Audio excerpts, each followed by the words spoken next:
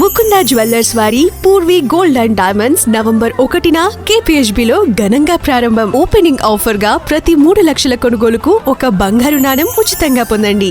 ఏపీలో రాజకీయాలు చాలా విచిత్రంగా నడుస్తున్నాయి.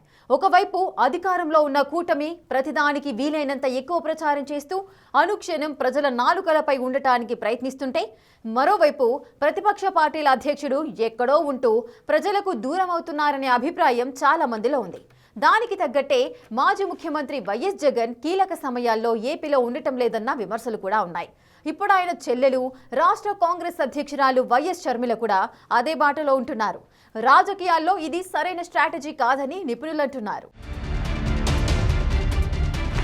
2019 ఎన్నికలకు ముందు తాను అమరావతిలోనే సొంత ఇల్లు కట్టుకుంటానని చంద్రబాబు ఆ సాహసం చేయడం లేదని పదే పదే చెప్పుకున్న జగన్మోహన్ రెడ్డి 2024లో పార్టీ ఓడిపోయాక వీలైనంత ఎక్కువ సమయం బెంగళూరులోనే ఉంటూ ఉండడంపై వైసీపీ నేతల్లోని అసహనం వ్యక్తమవుతుంది. వైసీపీ నేతలు ముఖ్యమైన విషయాలు జగన్ తో చర్చించాల్సిన అవసరం వచ్చినా ఆయన అందుబాటులో ఉండడం లేదు. లేక రాష్ట్రంలో ఏదైనా అవాంతరం వచ్చినా వెంటనే రియాక్ట్ అవ్వాల్సిన సమయాల్లో బెంగళూరులో ఉన్న జగన్ తాడేపల్లికి వచ్చే వరకు వాళ్ళు వెయిట్ చేయాల్సి వస్తుంది. నిన్న మొన్నటి తుఫాన్ సమయంలో కూడా ఆయన బెంగళూరులో ఉన్నారు. విజయవాడకు రావాల్సి ఉన్న విమానాలు క్యాన్సిల్ కావడంతో ఆయన రాలేకపోయారు. దీన్ని ఆయన రాజకీయ ప్రత్యర్థులు విమర్శిస్తున్నారు. దీనివల్ల జగన్ రెడ్డి ప్రజలకు, పార్టీ నేతలకు అందుబాటులో లేకపోవడం విమర్శల పాలవుతోంది.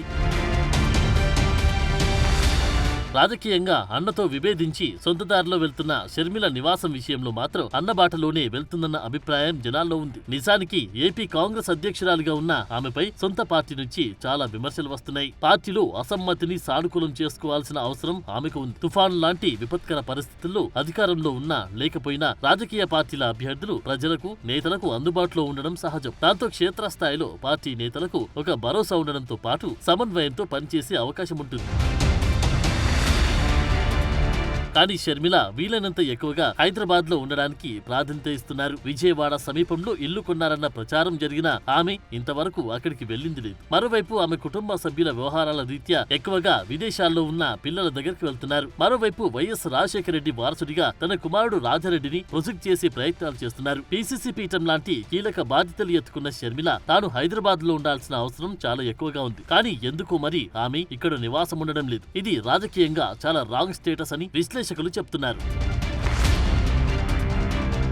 ఇక ఇలాంటి విషయాల్లో కూటమి చాలా వేగంగా దూసుకుపోతుంది. అది తుఫానైనా, వరదైనా వెంటనే సహాయ చర్యలు చేపడుతూ వాటి ప్రచారంలో మాత్రం ఏ లోటు రానియడం లేదు. కొన్నిసార్లు ఈ ప్రచారం హద్దు దాటిందని, అతి చేస్తున్నారని ట్రోల్స్ వస్తున్నా అనుక్షణం ప్రజల దృష్టిలో ఉండడానికి కూటమి ప్రయత్నిస్తోంది. ఈ ప్రచారంతో పోటీ పడడం మాట ఎలా ఉన్నా ముందు సొంత పార్టీ నేతలకు అందుబాటులో ఉండడానికి జగన్, షర్మిల లాంటి నేతలు స్థానికంగా ఎక్కువగా ఉండడానికి ప్రాధాన్యత ఇస్తే బాగుంటుందని చెప్తున్నారు. కమ్యూనిస్టు నేతలు కూడా ఇప్పటికీ వరద ప్రాంతాల్లో పర్యటించి వచ్చిన పరిస్థితులు. దివంగత ముఖ్యమంత్రి పిల్లలు 2 వేర్వేరు పార్టీలకు అధ్యక్షులై ఉండి ఇలాంటి విషయాల్లో వెనుకబడడం రాంగ్ స్ట్రాటజీ అనే అభిప్రాయం చాలా మందిలో ఉన్న మాట వాస్తవం. మరి ఇప్పటికైనా జగన్, షర్మిల ఆ దిశగా అడుగులు వేస్తారో లేదో చూడాలి.